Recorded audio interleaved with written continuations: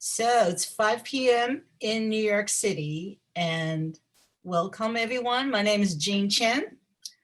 I'm the executive producer for Our Time Machine, and today, December 2nd, I just want to say Leo has been doing three Q&A throughout the time zone. He started in Shanghai 5 p.m., so that was 12 hours ago. And then in Europe, now in East Coast, and he'll finish in the West Coast. So this is like the New Year's Eve celebration. Yeah, my head is spinning. Your is.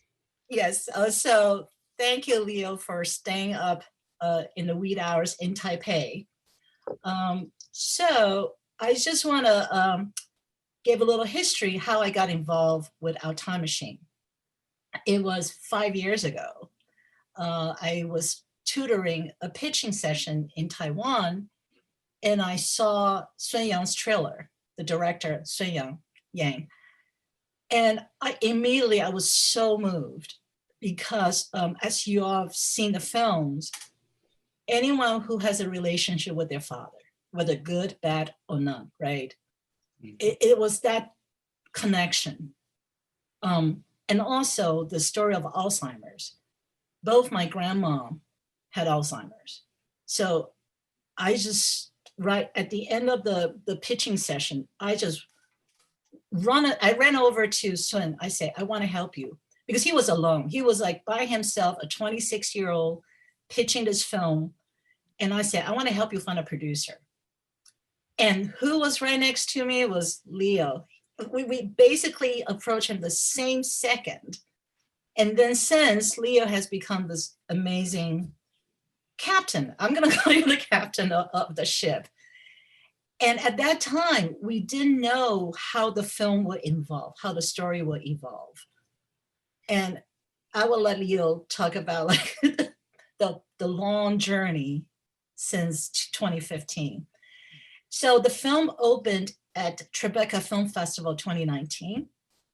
And since it won the Best Cinematography Award, and it's won a lot of awards, I'm not gonna list, but I also just wanna give acknowledgement to Nick Fraser, who was one of executive producer. He was championed the film since the pitch session at IFA in 2015. And so, without further ado, I'm going to introduce Leo. Leo's an old friend of mine, and Our Time Machine is his third feature. Fifth feature, oops.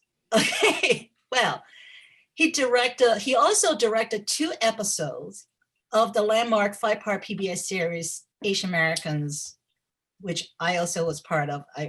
And it was broadcast in May 2020.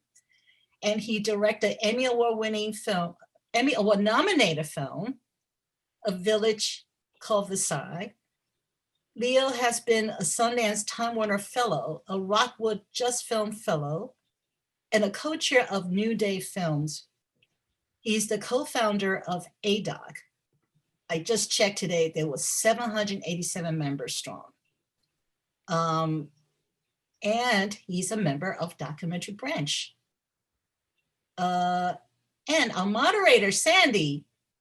Sandy, we knew each other for over 20 years when he was directing his first feature, Trembling Before God, GD.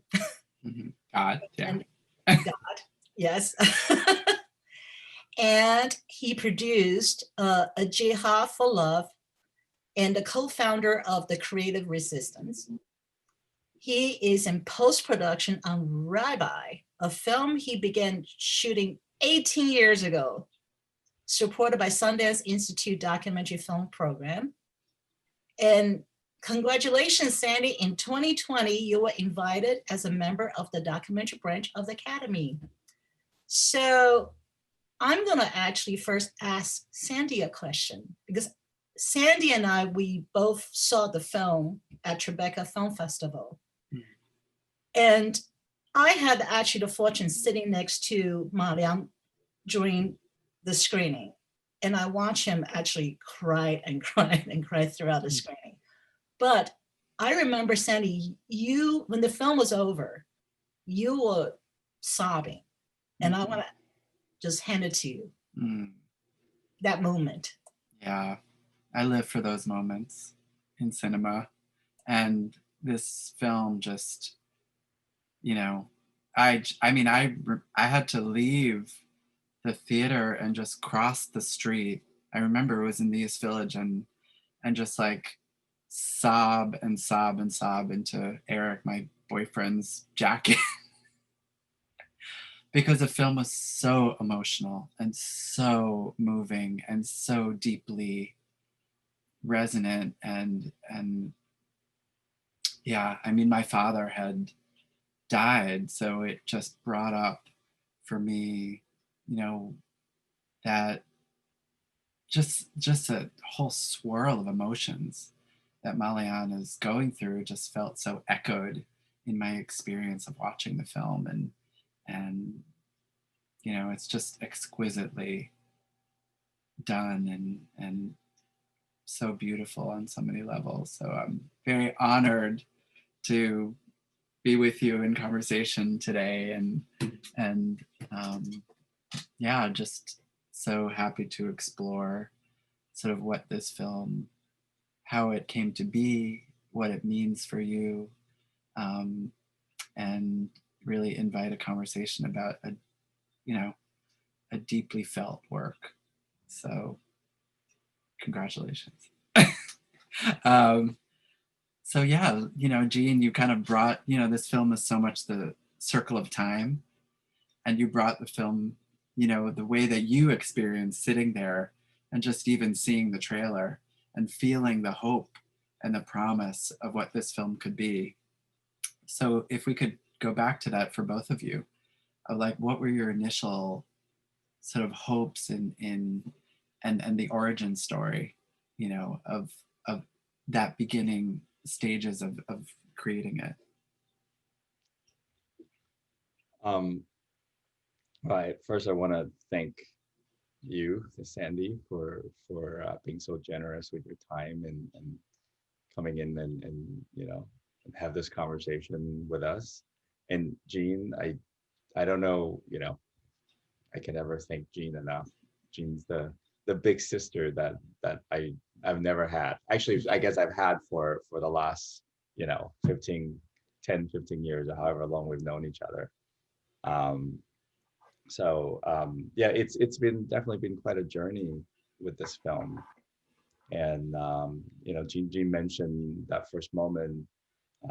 You know, Young was the one that originated the project, and when we both saw the material that he had, and it was, you know, 3 minutes like any pitching session, um, I just felt this undescribable resonance. I don't even know how to say it. It just felt in the gut, you know, the deepest part of my gut that I wanted to be a part of this film.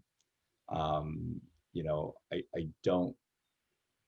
My father is 80, and you know, he was 75 at that time, but he's now 80 and he's doing well health wise.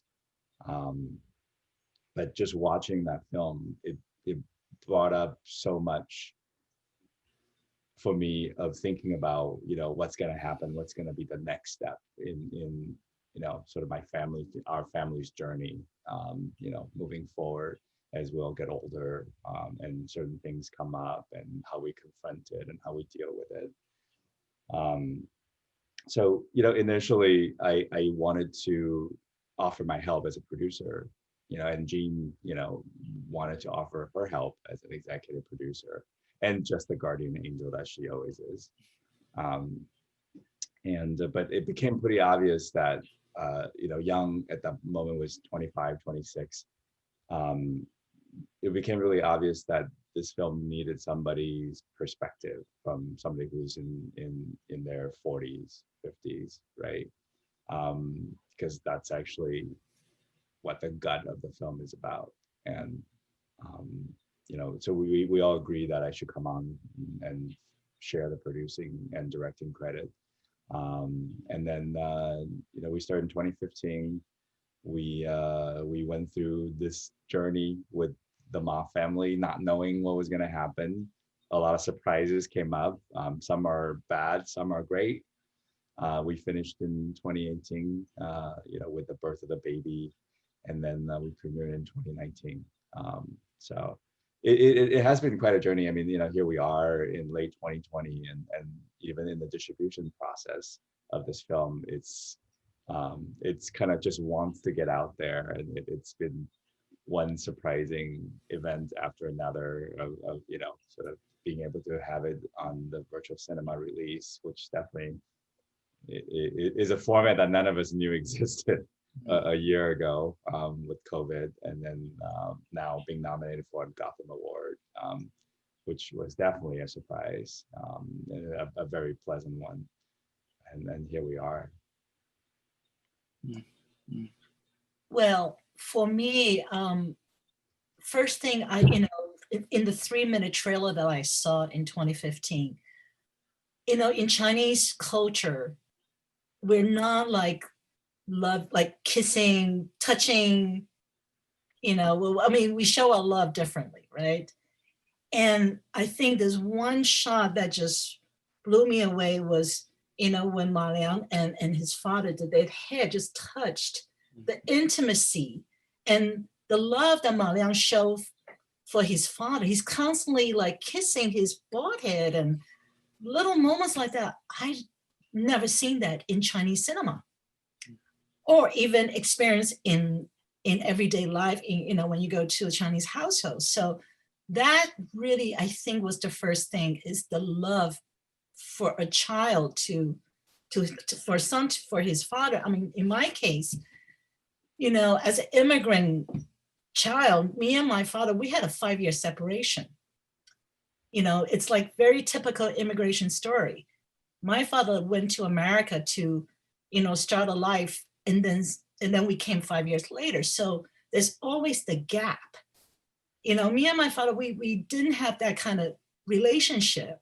So to see that, I was so moved by it. I think that was the first thing. And then is the cinematography. I saw the swimming pool scene, and to use the puppet in such a in a way I've never seen it done. So the artistry also moved me. And the third thing I would have to say, Young was a very young 26-year-old, and I just knew he could use a lot of help. And so it's really is a great collaboration. And we have Bob Lee, who's also a new member of the documentary branch this year. He was actually my co-editor. He won the Chinese Oscar for best editing. So, and Paul Brill, we have great composer. It's just everything just came together. I think the universe just kind of, directed this in a way. It's, yeah, the story of you all coming together is so beautiful. But let's go back to that moment that was so resonant, which was the pool. How did that come about? I mean, there's so many visual and poetic touches and dreamscapes for this film. How did you realize that was going to be an element? How did you manifest it? So Yang talks about the story of him first finding about Ma Liang's story. So he was actually invited to meet Ma Liang because Ma Liang, at the beginning of doing the play, the Papa's Time Machine play, wanted somebody to just make a short video about it. And they had a common friend, so he was introduced. And Yang talks about how when he heard the swimming pool story, for him, that was the moment when he realized that he wanted to do something bigger than just a short behind the scene making a video for the play, that he felt like there was something more to it. And he, talks about having these visions of having the puppets reenact, for lack of better words, or act out certain memories. And he actually ended up shooting 3 such sections like a lot of reenactment, some of them don't necessarily work well if it's just sort of laid out literally, as a scene. But the lighting and the location and the way that it was, executed, um, felt magical, felt surreal, felt like it was both sort of spectacular, but also intimate at the same time. And we actually didn't necessarily figure out how to use that footage properly until pretty far into the editing. But he, Young definitely talked about sort of being driven by that vision, you know, right away. So, and that was pretty much kind of the divide of our collaboration, is that he, because he was in Shanghai, and he had this really, actually he built a really great relationship with the Ma family. He really wasn't, directed the production in many ways. I was in San Francisco, Jean was in New York. We would have these conversations with him, but he was the one that shot the bulk of it. But being a sort of a younger filmmaker, not really having the experience of pulling together, in post-production, I was the one that directed the post-production, the bulk of it. Again, with amazing editor Bob, who is like a mad genius and the hardest worker I know. And then having Jean, her amazing eyes. So that was kind of how the whole thing came together. And if you could give us a picture of that editing room, of just what happened in that, that editing box, like I remember when we were editing Trembling Before God, and we had this little slogan over the door that said, "Dare to despair." Like we had this like mantra, this slogan. Did you have like a kind of mantra for your edit, like that was like a theme about how you approached it? First, can I just tell you, I lost track of how, like, it's not editing room, it's editing rooms. Right. It was a traveling editing team.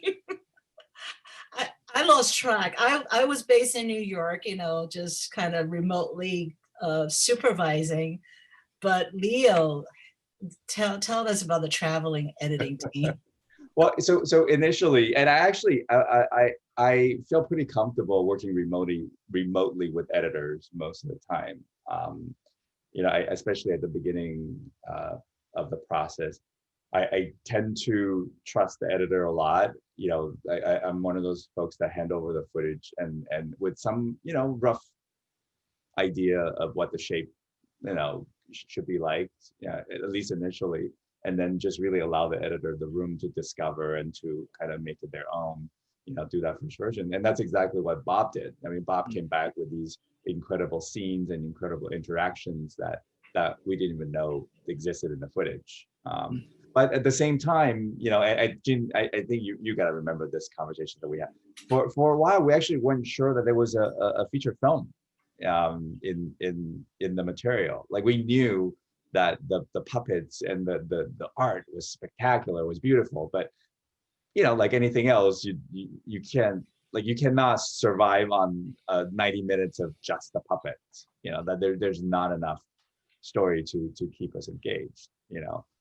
We knew that the family was going through this fairly dramatic transformation, but we had no idea where it was going. We didn't know, how the father was going to do. We didn't know what's going to happen to Ma Liang.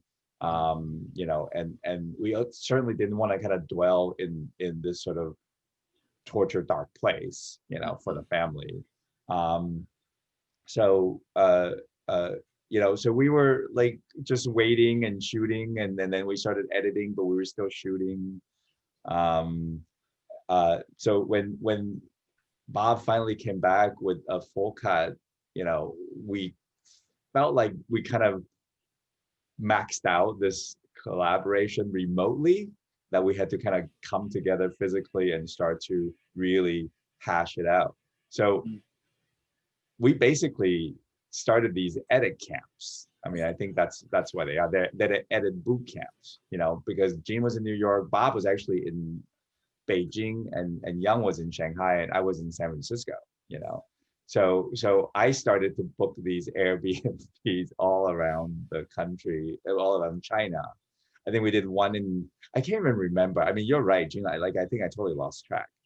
I know for sure that there was one. I think we did one in Beijing. They tend to be about 3 weeks long, and they literally are boot camps. We all moved there. Well, Jean wasn't on those three, but we ended up at her house at the very end. So, Jean, we all moved there, and we were in this apartment, and we slept there, and all we did was we woke up, we edited, you know, and then all day, and then we go to sleep, and then do the same thing, and then after Beijing there was Shanghai. After Shanghai there was Xiamen, which is coastal town southeast of China, and then I was in Taipei, so they came to Taipei, and then at the very end, me, Bob, went to Jean in New York, and Bob was living in Jean's apartment, and we were editing out of Jean's living room. You know, there's some funny photos. Yeah, I actually I have a very bare wall, right?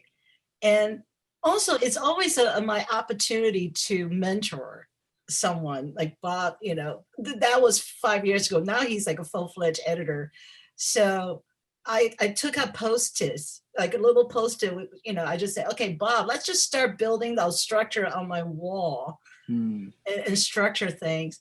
But yeah, Leo was right. You know, I think the reason I thought at the beginning, we have a great short, because I was editing my first short actually. And I say, wow, short is just so much easier.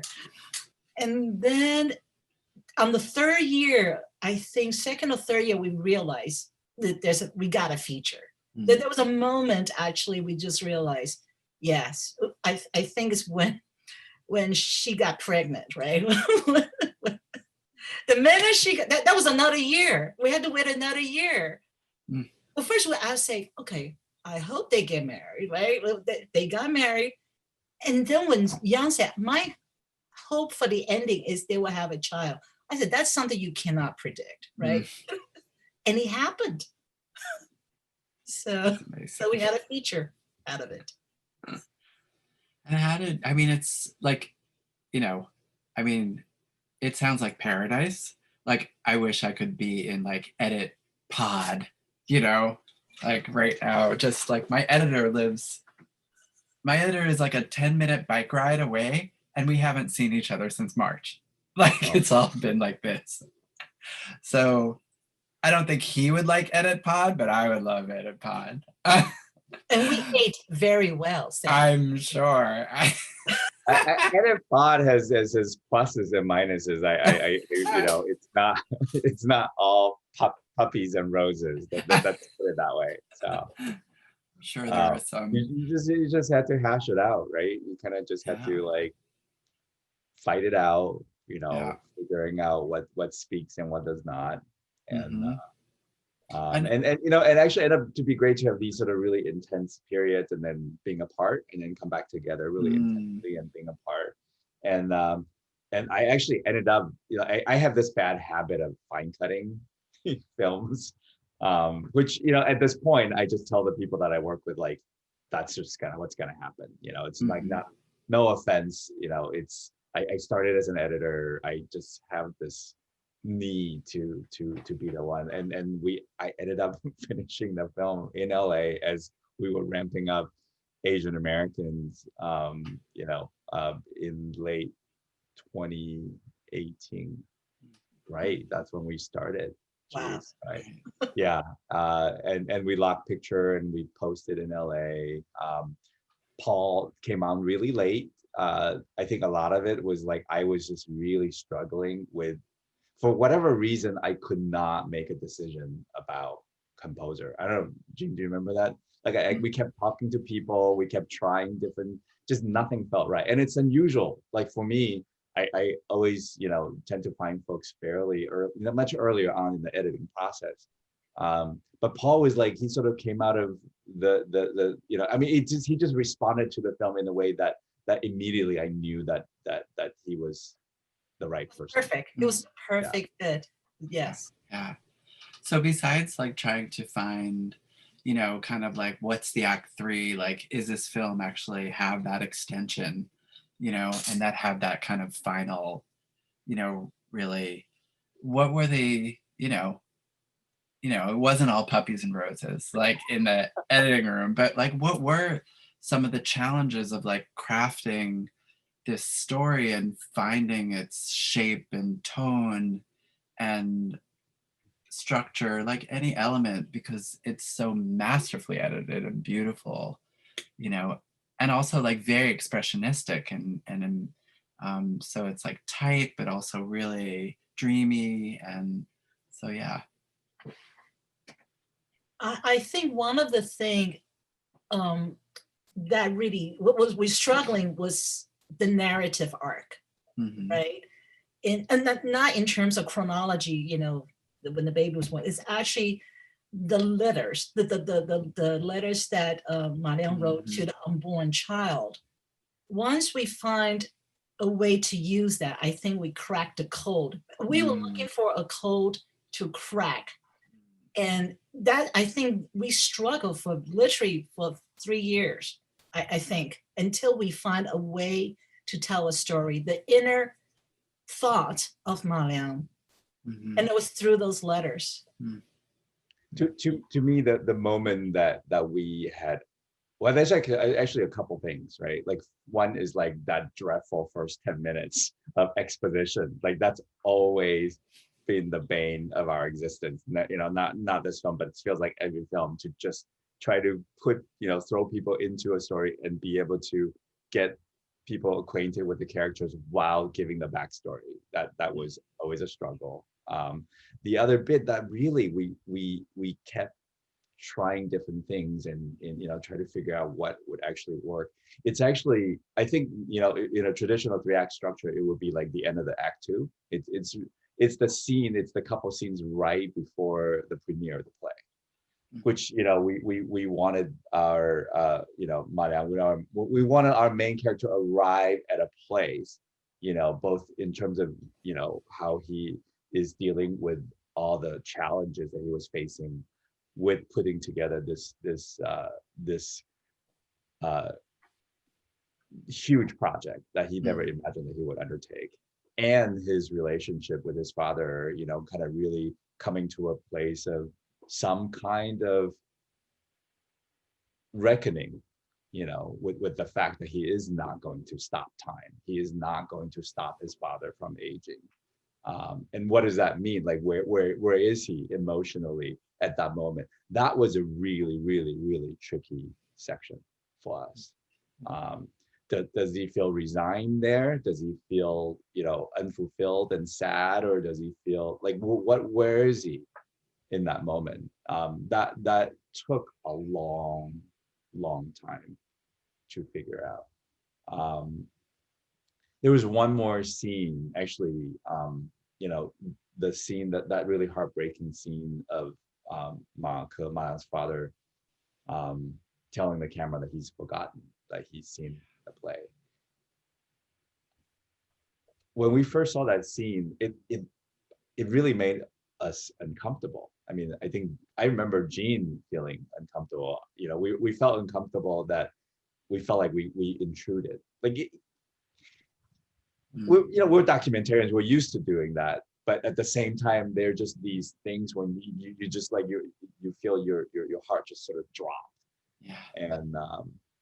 And we didn't know what to do with it, and for a long time we didn't know what to do with it. We felt like if it was used wrong, it could really feel exploitative and ethically compromised. But at the same time, it was just so that is the reality, and that moment symbolizes so much of the struggle that is hard for people to comprehend, unless they've lived through it. And we needed to find a way to use that. And I think that after a lot of playing around, that it was the right spot, and sort of next to the scene of the proposal, sort of swinging our audience's emotion wildly from one end of the spectrum to another, ended up working for us. But I love the last 20 minutes of the film. It's a really bizarre experience. I just remember, this is, I'm not gonna sound like such a crybaby, but I just remember sitting many nights, sort of towards the end, in LA, kind of, tweaking the film at night, and just crying and crying, and like, what am I doing? I've seen this part, whatever, 2,000 times. Like, why is it still making me choked up? It's just, yeah. Anyway. No, I mean, it's, it's that moment. I mean, that's a devastating moment. It's like, but also it's like, this film is so much of a, it's so much of a tribute, and it's, but it's also, this mirror, because all of a sudden the filmmaker is like explicitly have to witness, and tell the father, like narrate the father's story, so all of a sudden, like, everything turns, and it's like, this film for me was so much about grieving my father, whether our father is alive or dead. Like, this film is grieving the fathers we have known, who don't exist right now, the relationships that, may have not born in ways that people imagined, the actual fathers who've gone. We're moving between past, present, and future all the time. And, so as a mirror, like for you, what was the process of making this film in relationship for you in your life, in terms of your parents and your feeling of family and fatherhood?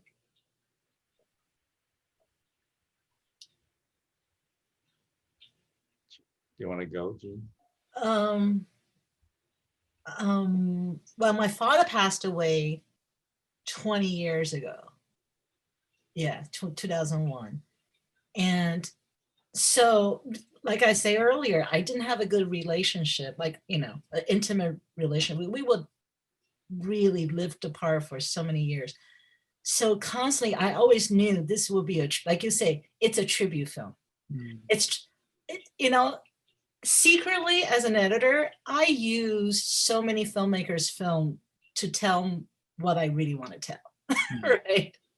I just don't go out and make the film, but when I seek out the opportunity, this is an opportunity for me to pay tribute to my father. And so I always have that in mind. It's always that respect that, just hope it does well. And I'm really proud of this. Like, even like Sun Yang, just to watch him grow, like he embedded himself with Ma Ke, like grandparents. They are like grandparents to him, right? And I also see his relationship involved within the filmmaking. I feel like I'm a proud auntie all around, to see Bob does so well, and also Leo. Leo, he's midlife, right? And I know what he's feeling.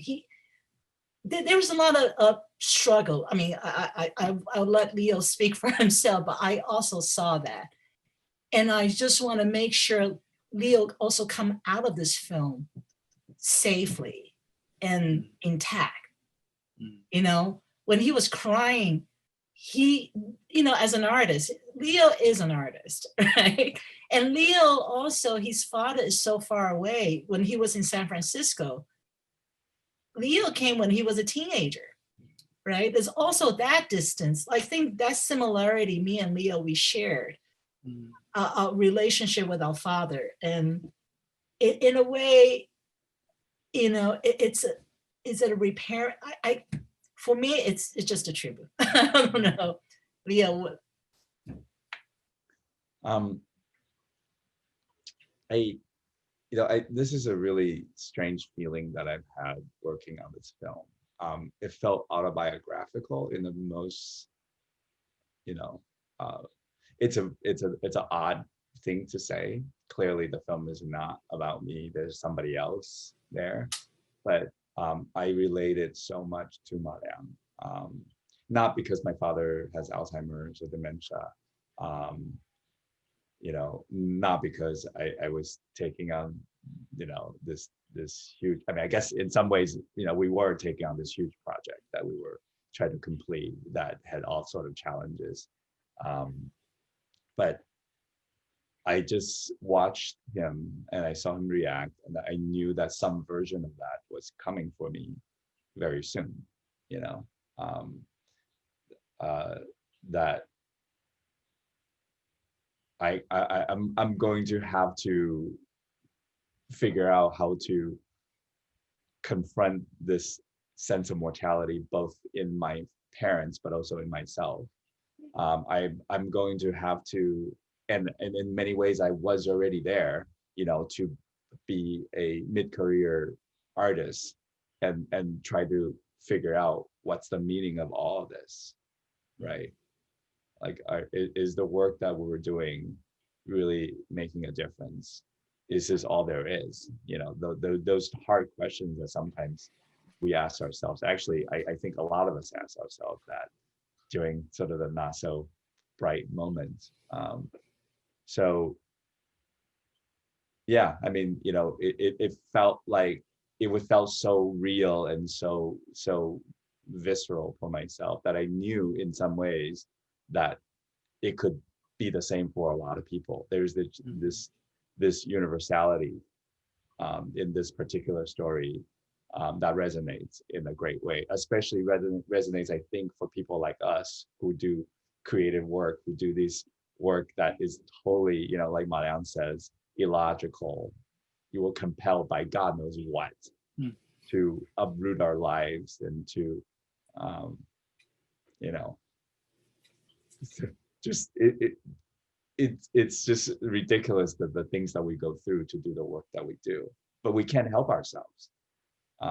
All those things were so, I just understood it, not even intellectually. I just felt it in the very being. So, yeah, I mean, I think that the whole story just felt so very much, a part of me, and what Monan was going through was very much something that I really, embraced or took it on or wrap my arms around. And another thing, and this bit is something that I'm not necessarily experiencing myself, but just watch my dad sort of juggling his parents and his kids. I feel like all my friends, who got married in their late 30s or early 40s, I mean, that they're all going through that right now, right? In the old days, when you get married, younger, your parents help you take care of your kids. And then when the parents get older, your older kids help you take care of your parents. But now all around me, I'm seeing, these lovely people with these huge burdens on their shoulder to have to care for the generation above them and below them. So I felt like the film in many ways is for all of us, all of these folks, all around us. And I feel, I mean, I ask these questions because this film is so intimate and it is so personal, and I think it affects all of us who watch it in such a deep way. I mean, I can feel my father. I'm almost like holding his hand while we're talking right now. I feel his spirit in this conversation. And, that moment, Jean, when you said about Malione, kissing his father's head, my favorite photograph is of kissing my father's head. We're both facing the camera, and my father's eyes are closed, like in this kind of blissful, and I'm just kissing the top of his bald head. And, there's these like, these memories, that are so, it's like that the film just brings you into, which really connect, you know, all this kind of mythic memory, you know, and deep love. So, Well, I guess also another way is about the regrets, right? mhm, Like those lucky ones who had great relationship with their father, you remember those moments. And for some of us who didn't have those intimate relationship, it's this yearning, right? This mhm, yearning, and you regret that only in next life. It's like it's gone. Like, right, right, and another thing, I just it's not the question you asked, but you know, when you start a journey of a film, you know, he set up the mission. Marion set up the mission. He was going to do this play. So a natural ending would have been a premiere, a successful premiere of the show, right? And it didn't happen in this case. So mhm, that's another, you know, it's like that's not an ending for us. right. And I guess we'll just keep waiting and see what happens. And then the ending at the end is like it's like what's life? What's important? And, you know, what do you hold on to for Marianne? No, And that end interview is such a fascinating mm, filmmaking experience. Um, I remember really clearly, Bob Young and I sat in the kitchen of an apartment in Xiamen, and we started watching the interview.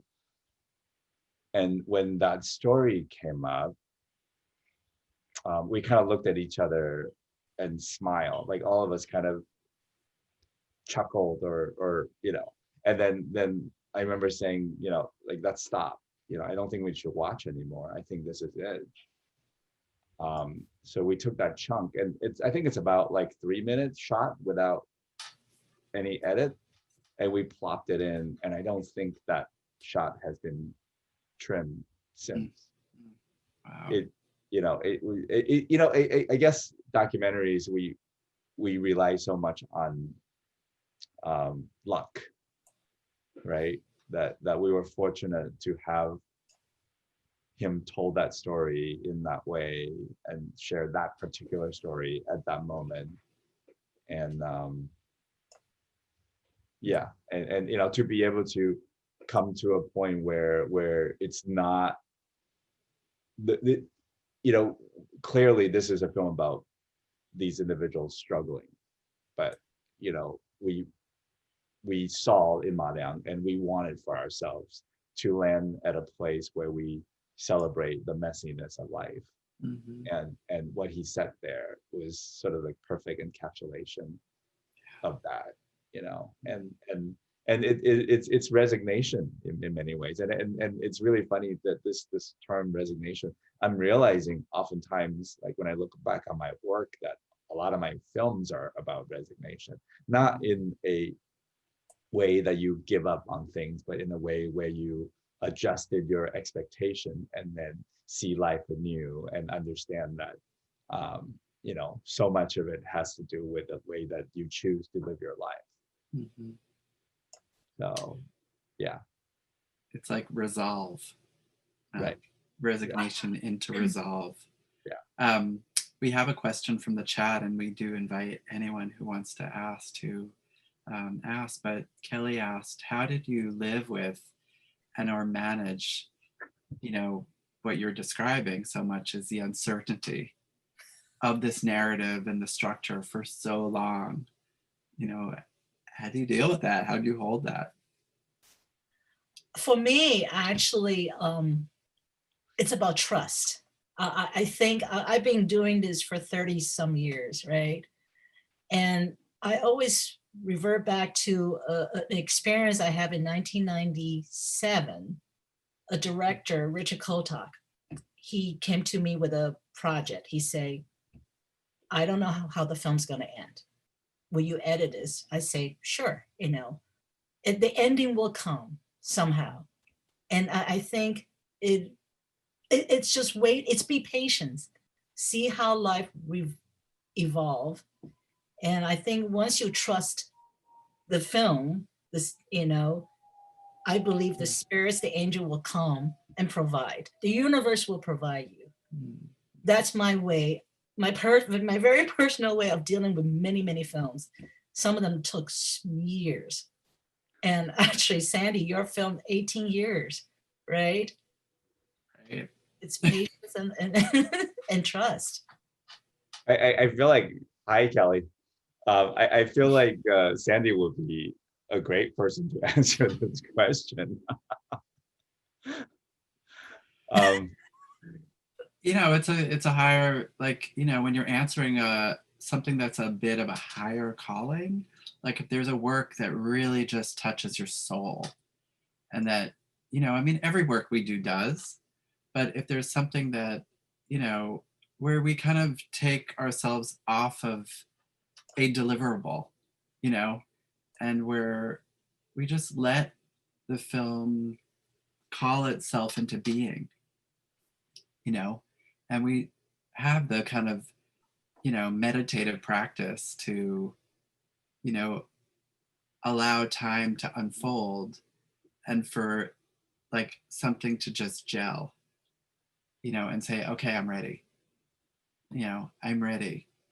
And, I mean, I've been on a journey for 18 years, and it's like I've been very patient and just waiting for someone's life to evolve to the point where their life matched cinematic structure and story, where we can really see transformation happen, which, we see with Malion. We really feel, and we see with um, Malion's mother, and the father, and yeah, it's so you've definitely you've allowed the uncertainty, as Kelly framed it. I'm so curious too. What I was at that Tribeca screening, and what we witnessed them, Malion's family and Malion, coming to the play. So, what has been the experience of the family seeing the film, and where are they now? Um, and what do you think the film has given to them? the COVID lockdown had been difficult, right? Like anybody with older parents, the nursing home that Marianne's parents are living in were really shut off completely to any visitors for a while. So that had been difficult, but now I think they're able to see each other again. Dad's memory has gotten much worse. He doesn't necessarily recognize Marianne anymore, or he doesn't remember Marianne's name. I think he calls Marianne like the big guy. The big guy is coming. The big guy is here. He had a fall earlier this year, so he's not moving around all that well. But we were told that that physically he's actually doing okay. I mean, he's pushing 90. He's getting up there. Mom seems to be doing great and thriving in that environment where she has help. She's not the primary caregiver, and she has her friends around her. Baby Deng Deng is 2 years old, 2.5. We just did this Q&A where Maliang showed us around his house and his studio, his new studio in Shanghai. Oh, wow. And we brought back the little puppet Makuji, and Maliang just kept and Deng just loved. They were literally playing with each other like they're friends, and Maliang kept saying, "Look at your older brother! It's your older brother." It was just it really was lovely just kind of see them interact and being so playful and so curious. And so the family's doing well. Milan's been busy. He's gonna come back to more photography work. He actually did this really fascinating, beautiful, large puppet about like a story height. I think one of the reaction that he had to the play was that he wanted to do another piece that the audience can interact with up close. He didn't want to do one that's, you know, on stage, removed. So he did that, but then he's gone back to doing more photography work. So all in all, I think the family are doing well. They're kind of in, you know, in the next phase, if you will, of their lives. It's been really incredible. I mean, I think that in some ways, Mariang is surprised by how the work has resonated.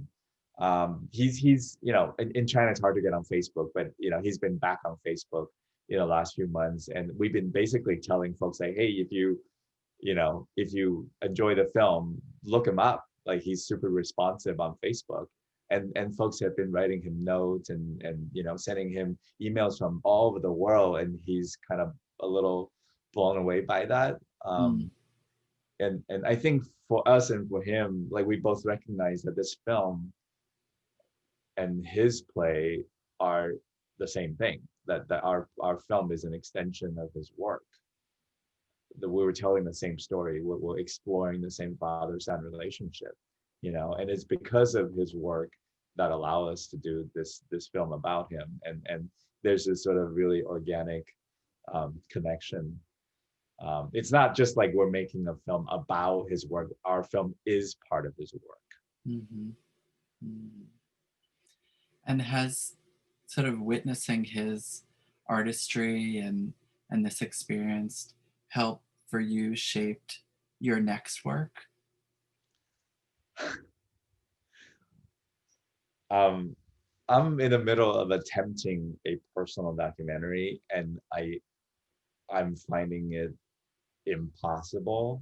I have so much respect to all of you who have the courage to take this on. Yeah, I guess in a way it does, because this personal work is very much about my family, and it's very much about my relationship with my parents, you know, and I don't know how to deal with that yet. But it's definitely kind of encouraged me to kind of go deeper and more personal and more inwards, in a way that I haven't done before in my previous work. So we'll see what happens. It's very Early courageous, very courageous, and we admire you. So I'm curious if there's anything else that you both would like to share, as we, you know, using the metaphor of the plane from the film, as we descend, you know, the plane down. Well, talk about the plane. Yesterday, Leo posted on Facebook that our film can be seen in on airlines. I was like, I made it. I made it. I made it. We are like 20,000 feet high now. I was so excited to see that post, Leo. It's so funny, right? Like, of all things, I think that's the one thing that for all of us is really validating, you know, to be able to see it on the plane. I don't know if that says about our you know, screwed up travel habits, you know, as filmmakers, as documentary filmmakers, or what. But yeah, it you know, it's a lovely thought, right? That the masses can call it up on the plane. And honestly, I don't know if you're like me, but I cry a lot on the plane. Yes. Right. So maybe that's perfect. Maybe it's sort of like the three hanky film that we all need when we're flying across the Pacific or the Atlantic, if we can do that again. Right. It's very aspirational. In the not so distant future. So it's definitely like one hanky for each time zone, like as we cross the plane. Wow. I'll just ask if there's any last questions from the audience. But, you know, I feel like we've had such a beautiful and wide-ranging and deep conversation, and, you know, you've both shared so much, and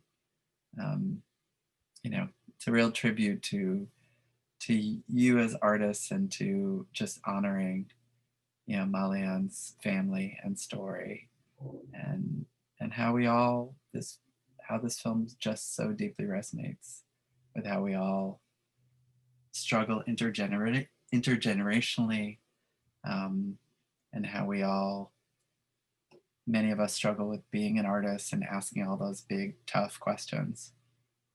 So this is a film I could just see again and again, and I'm just really love it so much. Well, I guess I will wrap it up. The films can be seen now in the United States through Amazon, Apple, Google Play, and it's also in for those members, it's an Academy screening room. Thank you, Leo. You have 3 more hours in the West Coast, you know. 2 more hours. Two more hours. Oh, 3 more hours, including the actual Q&A. Right. And Sandy, good luck to your 18 years of endeavor. Thank you. Thank you, everybody. Be well and be safe.